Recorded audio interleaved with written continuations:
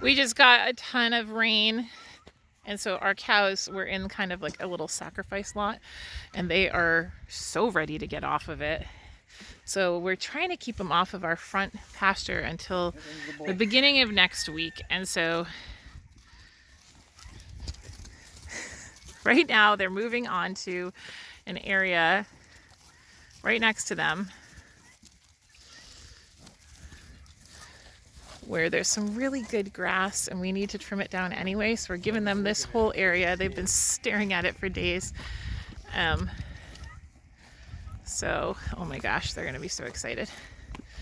You can see this is Auntie Cow. She's a 50% South Pole, and so is this one. This is Rosie, who is a 50% South Pole, and so is 2060, who we never named, because this cow and this cow we actually got for meat. They were open heifers. And then this is the mom to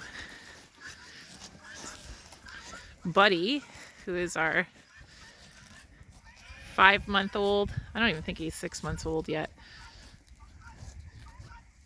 5-month-old steer. If you can remember, we steered Buddy when he was about a month or two ago, and he's doing really well. And he is standing next to the bull that we rented to breed our girls. And the bull is a son of Broadway. For those in the South Pole community, they know that who he is, and they've been hungry the last day. This isn't what they typically are given for land, but we allowed it to kind of be trampled out while we were waiting for a few more days for the grass to grow in our front pasture. And we knew as soon as the rain was coming, they were gonna really destroy it. So we figured we'd let them do it to an area that needed some improvement. They're loving this though. So this is an area that we ran our chicken tractors full of our meat birds through last year around this time, right, Sean? Yeah. So we had 100 meat birds on this last year, and we ran them through for a few months, and this is the result. We've also grazed our sheep here a few times, right, in this spot. Yeah. And our dairy calf has also had this space. Our cows have the space. So this is really, they're loving all of this coming back. Nothing, the hay doesn't quite compare.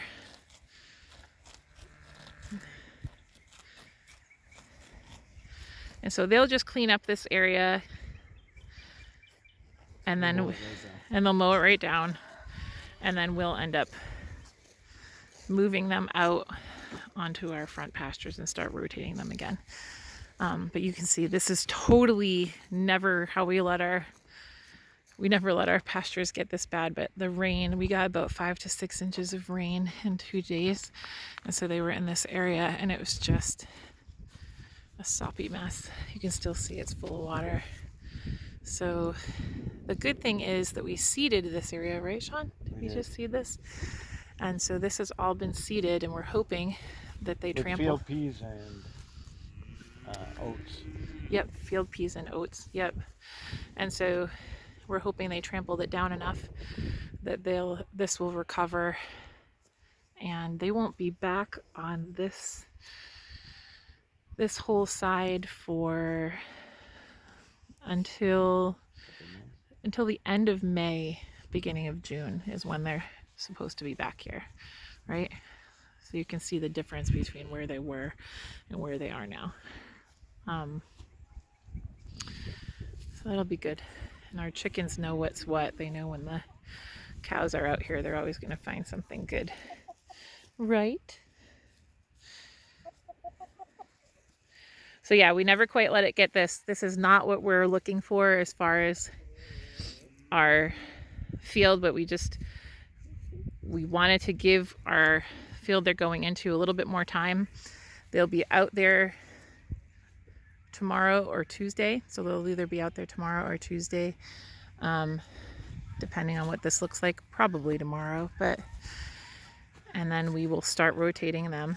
And the hope, it really all is dependent upon the rain and the growth of the grass. But the hope is that by the time we get through this whole front area all the way up to our the road, and we start turning to come back this way, that this will have had enough time to recover actually for us to be able to hay it. So in the middle of May. So we'll see how that goes. This is only we're going into the end of our first year. I don't know, Sean, when did we get the cows? When did we get the cows? June or August? So we haven't even had them for a year. They've been great. We love the South Poles. And the farm that we got them from is really wonderful. They were wonderful to work with. Their animals are great. And so our hope is that we don't know what Rosie will give us. She's our registered South Pole. So if she gives us a heifer, we will keep it on the farm and she'll be part of our growing herd. Buddy is a steer. He will be with us for like another year, and then he will be ready to be processed next spring, and so he'll have a great life here in the meantime. And we'll be raising our own grass finished beef. These cows have really never had grain.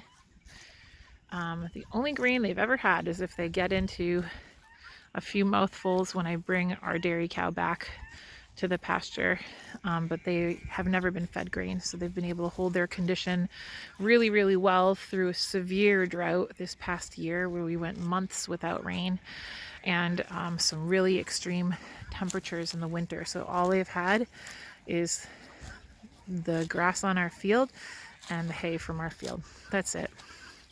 We love these South Poles. Great temperaments, great mothers. So if you're looking for a good breed, look into the South Pole breed.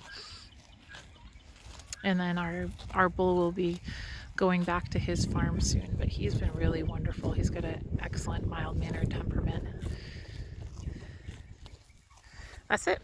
So this is what a move with the cows are like. I'll tell you that I have learned moving cows is like 10 times easier than moving sheep, right, Sean? So much easier than moving sheep. It's if you have 100 times easier. It's so much easier than moving sheep, especially if your cows come to you trained to hot wire. Man, super easy to move them daily. Just really,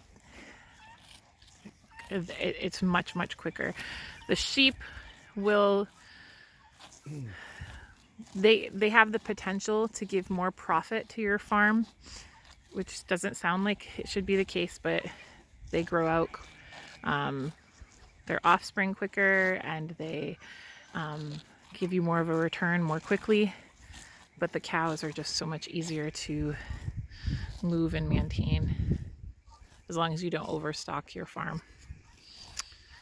But that's it. Hope everyone is enjoying this beautiful weather. We've got a few more animals to move, but I just wanted to give you a little window into our day. Life on Fulham Family Farm. Yeah, that's right. Life on Fulham Family Farm. It's never boring. Nope. Always an adventure. It's always an adventure.